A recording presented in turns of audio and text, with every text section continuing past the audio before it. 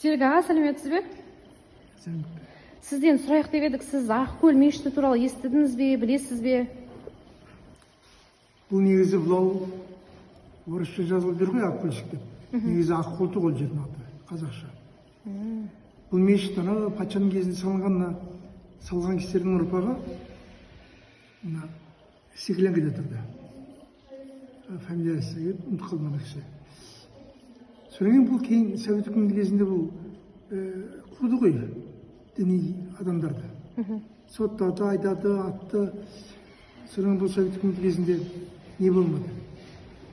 Ана бидай жем сақтаған не де болды, оның ішіне қойды, мал да қалмады. Содан бұл қисайып не дейтін болды. Бұзуға шақырды. Сол кезде артынан реставрация жасады бұған. Қазір кішкене жөнделді ғой, жақсы.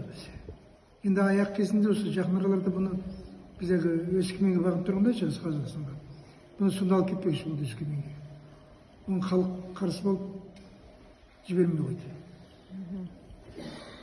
Қазір бір ауылда 2 шаққана семья тұрады, бұрын көп тұратын кісілер. 10 шақты 12-13 үйлер болды. Ардынан жастар көшіп кетті, кәрі қалды, олар енді көп озып кетті бұл дүниеде. Сол, жақсы, сізге көп рахмет.